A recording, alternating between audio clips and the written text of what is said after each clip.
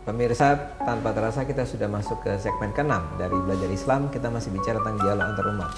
Bung Ihsan bisa lengkapi tadi penjelasan terakhir soal grassroots movement.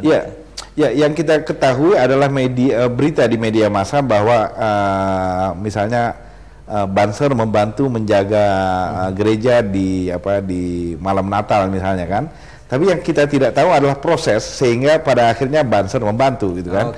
Nah, proses-proses itu melibatkan pertemuan berkali-kali, diskusi dan sebagainya gitu ya. Dan kalau dan ini yang sedang kami ini kan juga ya, kami dokumentasikan juga gitu. Gini ya Bung Ade, di Sampang itu misalnya ya, kita tahu bahwa FKUP yang tadi diceritakan oleh Pak Zainal itu belum ada misalnya. Sampang adalah tempat di Madura yang kita tahu menjadi arena di mana ada penyerangan terhadap kelompok Syiah tertentu gitu ya di Sampang. Dan itu salah satu sebabnya misalnya yang teridentifikasi adalah FKUB di sana nggak ada. Dan tidak ada yang kira-kira berani membuat FKUB di sana karena kuatnya dominasi ulama gitu. Jadi upaya-upaya ke arah dialog saja sudah tidak ada gitu. Tapi kalau yang menarik adalah kalau kita mempelajari kelompok-kelompok Syiah seperti itu kan ada di berbagai tempat di Indonesia, bukan hanya di Sampang. Salah satunya itu misalnya di Pasuruan ya, ada pesantren Syiah yang cukup besar di sana namanya pesantren Bangil. Nah, kalau kita pelajari, lagi-lagi tidak kita pelajari karena tidak ada peristiwa yang besar ya. Tapi kalau kita masuk ke sana bertanya kepada kelompok Syiah, kepada NU di sana, kita menemukan berbagai hal yang memang tidak akan muncul di media massa Bung Ade ya, karena tidak menimbulkan riak yang besar, tapi itu dijaga gitu, yaitu komunikasi antara kelompok Syiah dan Sunni terus berjalan. Polisi mengajak mereka untuk coffee morning di setiap minggu misalnya kan.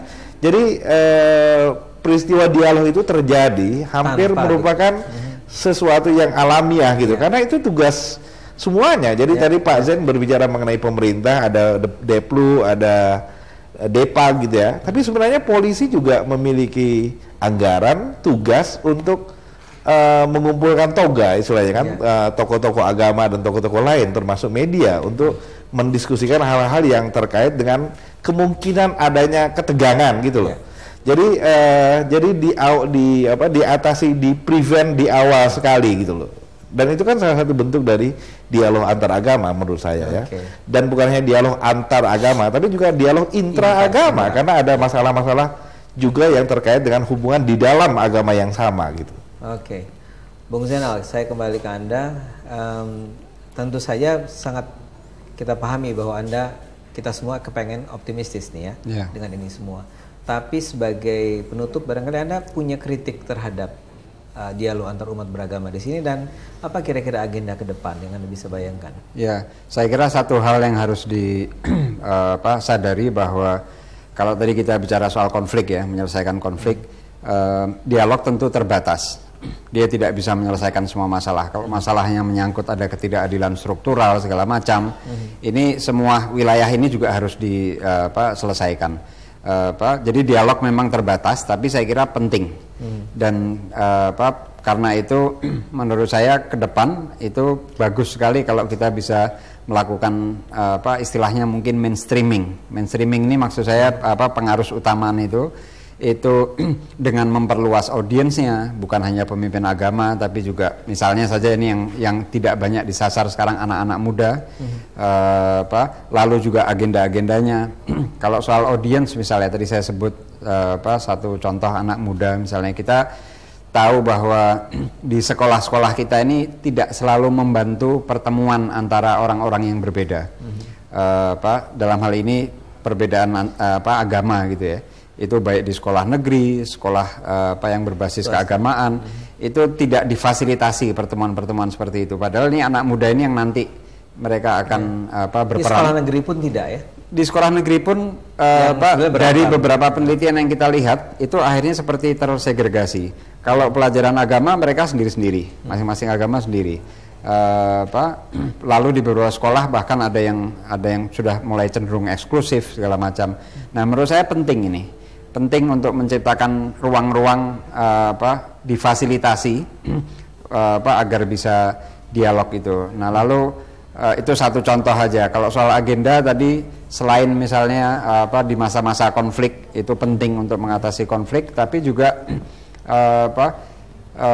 isu-isu lain seperti tadi saya bilang krisis lingkungan segala macam. Tujuannya tentu satu memang memecahkan masalah, yang kedua juga memperluas ruang-ruang pertemuan untuk mengikis prasangka dan sebagainya.